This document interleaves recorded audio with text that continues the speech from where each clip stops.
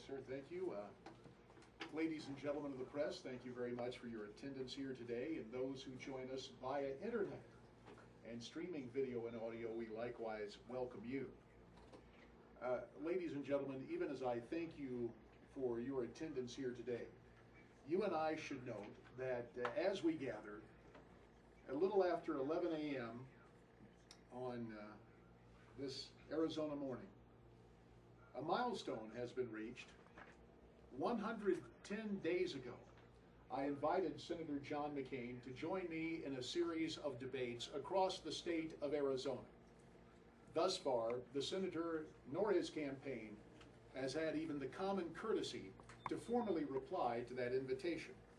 Last night, it was my privilege to gather with voters from Yavapai County, Arizona, a group of Republicans meeting there with a forum. Senator McCain, on a day when the United States Senate had no recorded votes, my opponent, instead of joining with me for a full discussion of the issues before the Republican voters of Yavapai County, opted instead to attend a fundraiser in McLean, Virginia, in suburban Washington, D.C. Now, it would be funny if it weren't so serious. John McCain opting not to visit with the voters of Arizona, opting not to discuss the issues of vital importance to those voters, but instead opting to hold a fundraiser in suburban Washington, D.C., where he was able to gain financial resources from Washington insiders and lobbyists so that he can return home and run television and radio ads accusing me of being a Washington insider and a lobbyist. Indeed, it would be laughable were it not so important a decision for the Arizona voters. Ladies and gentlemen of the press, you were invited here today to understand that I am sincerely dismayed and troubled by claims that Senator McCain, through his spokesman, says that he does not know his #1 political contributor, who is now serving 50 years in prison. And I am calling on Senator John McCain to set the record straight and admit that he knows Scott Rothstein, the convicted Ponzi scheme artist who gave Mr. McCain and his campaign apparatus and political efforts in 2008 $1.1 million in contributions. I'm also challenging Senator John McCain to return all the dirty money he has received over the years from investment scams and promise no longer to solicit financial contributions from these shady characters.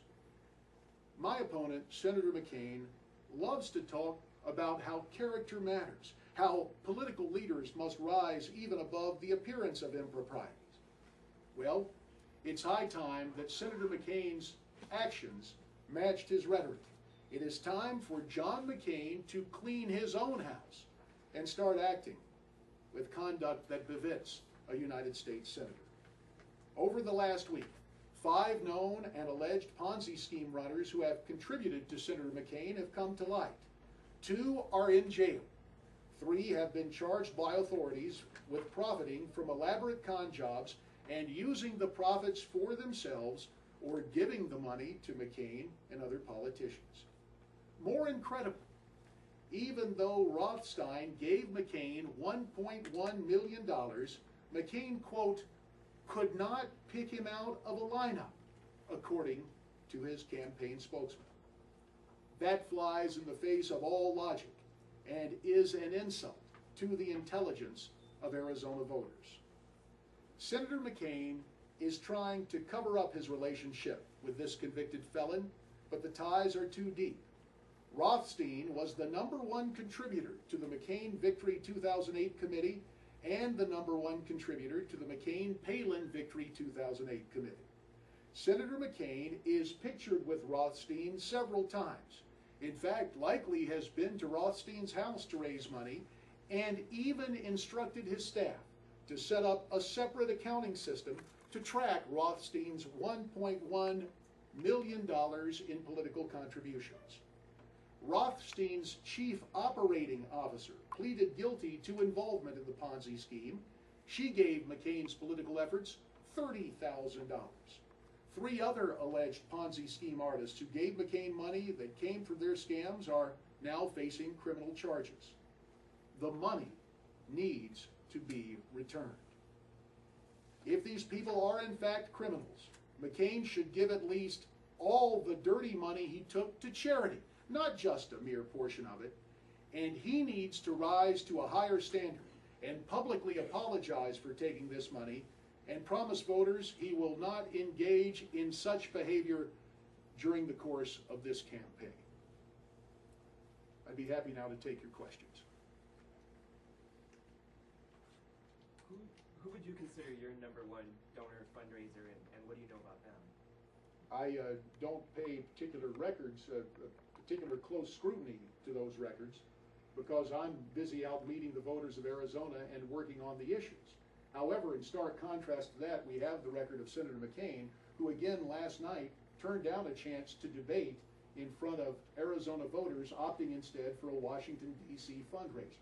I think we see by the attention the incumbent lavishes on fundraisers in the vicinity of Washington, D.C., that what is foremost in his mind is raising money for this political campaign rather than addressing the issues vital to Arizona voters. So if you yourself don't know who your top contributor is, how can you say McCain must know who his is? Well, suffice it to say, I did not approach campaign finance as a topic rife with loopholes. Mr. McCain, during his national campaign, operated committees that were clearly loopholes within the campaign finance law. Understandably, when someone designates or has their staff designate special separate status to keep track of a contributor's donations, that would suggest that they have more than a casual interest in what is being donated. We run a campaign here that's fairly basic and ethical to a fault, because we have a simple campaign committee. There are no dummy victory committees set up. There are no efforts to find our ways to exploit loopholes. And that stands in stark contrast to the McCain operation nationally, and I think in the weeks to come, what you will find here in the state of Arizona. So are you then saying that Senator McCain is flat out lying about his position here? I'm saying that Senator McCain is choosing not to reveal, choosing not to come forward to you and explain. Lying by omission then? Well, what I'm saying is that Mr. McCain is choosing to avoid this. And I need not tell you how to do your jobs. You were kind enough to come here this morning, but I think there are several questions the incumbent ought to answer. Of course, he should answer the most basic questions on the issues to the Arizona voters, but failing that, since he obviously enjoys some media prominence in Washington, D.C., either you or your counterparts should simply ask Mr. McCain about his knowledge of the involvement of Mr. Rothstein and other convicted felons in the operation. Indeed, certainly, by anyone's accounting, Mr. McCain made campaign finance reform the cornerstone of his time in public service. Indeed, he was heard to say, and I may be paraphrasing the quote, that we have to sacrifice portions of the First Amendment if, in fact, it can root out corruption. Mr. McCain, by saying that, seems to state, well, in fact, does state, that he expects to be held to a higher standard. We're simply asking the senator to step up to that higher standard, not to seek absolution by saying, I'm the guy who sponsored this legislation, therefore I'm immune from any criticism, but to step forward and be accountable to the public, more specific to Arizona voters, to tell us the full extent of his knowledge of this dirty money and to take corrective efforts. This is the other note.